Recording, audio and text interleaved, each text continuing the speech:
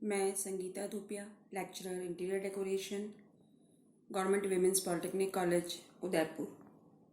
आज मैं आपको सेकेंड ईयर के एक सब्जेक्ट आईएमसी का टॉपिक पेंटिंग ऑन वुडवर्क पर के बारे में बताऊंगी आपको। पेंटिंग ऑन न्यू सरफेस, किसी भी लकड़ी की नई सरफेस पर पेंट करने के लिए हमें कुछ स्टेप्स का पालन करना होता है, जैसे प्रिपरेशन ऑफ सरफेस, सतह की तैयारी, सेकेंड नोटिंग, गांठ लेप, third priming coat, fourth stopping या भराई लेप, फिफ्थ पेंट की दूसरी तह लगाना और फिनिशिंग कोट लगाना। इसमें सतह की तैयारी के लिए पेंट करने वाली सतह को अच्छी तरह से साफ कर लेना चाहिए। लकड़ी अच्छी तरह से सूखी हुई हो, यह सुनिश्चित कर लेना चाहिए।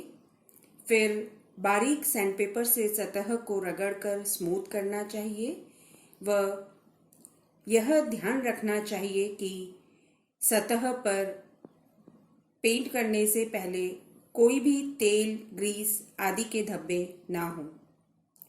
Next, noting. लकड़ी की सतह पर यदि गांठें दिखाई दे रही हैं तो गांठों को सील करने के लिए गांठों पर लेप किया जाता है, जिसे हम नोटिंग कहते हैं। नोटिंग करने के पश्चात उसे सैंडपेपर से टिसा जाता है। नेक्स्ट, लकड़ी की सतह के रंध्रों को भरने के लिए प्राइमिंग कोट सतह पर लगाई जाती है। प्राइमिंग कोट पेंट की दूसरी व तीसरी कोट के लिए मुख्य आधार का काम करती है। नेक्स्ट, प्राइमिंग कोट के सूखते ही प्रायः पुट्टी से स्टॉपिंग कर दी जाती है। लकड़ी की सतह पर स्थित छेदों, दरारों आदि में पुट्टी भरने की क्रिया को स्टॉपिंग कहते हैं।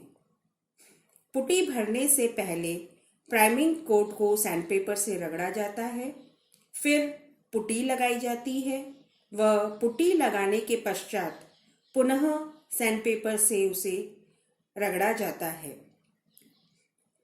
नेक्स्ट, पेंट की दूसरी कोट। प्राइमिंग कोट के सूखने के पश्चात दूसरी व तीसरी पेंट की कोट करनी चाहिए।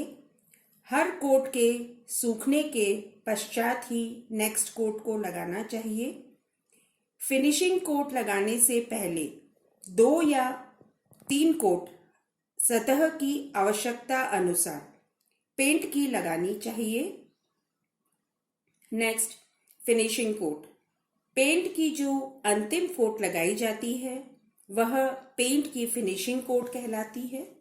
यह कोट बड़े ही ध्यान से लगानी चाहिए, क्योंकि इस कोट पर ही पेंट की सुंदरता निर्भर करती है। इस कोट पर पेंट के ब्रश आदि के निशान नहीं रहने चाहिए। अब मैं आपको बताती हूँ कि पेंटिंग करने से पहले हमें किन किन बातों का ध्यान रखना चाहिए। अगर हम पेंट ब्रश की सहायता से कर रहे हैं तो यह ध्यान रखना चाहिए कि पेंटिंग ब्रश अच्छा हो, और यदि उसके ब्रस्टल्स जो ढीले हो रहे हैं उन्हें ब्रश से पेंट करने से पहले ही निकाल देना चाहिए। ब्रश को पेंट में गहराई तक नहीं डुबाना चाहिए। ब्रश पर लगी हुई एक्सेस पेंट को बर्तन के किनारे से पोंछकर हटा देना चाहिए। प्रयोग में नहीं आने पर ब्रश को अच्छी तरह से साफ करके फिर इसे आइवरी पेपर में लपेटकर रखना चाहिए। आजकल स्प्रे पेंटिंग भी की जाती है। आजकल पेंटिंग करने की यह सबसे अच्छी विधि है। स्प्रे पेंटिंग के लिए स्प्रे गन का उपयोग किया जाता है। इस विधि से पेंट करने से पेंटिंग जल्दी ही हो जाती है अर्थात कम समय लगता है। वह पेंट की मात्रा भी बहुत कम लगती है, मेहनत भी कम होती है और सतह की फिनिशिंग बहुत अच्छी आती है।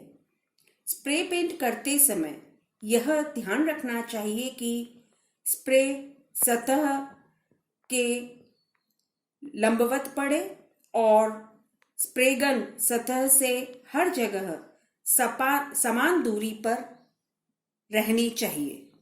Thank you.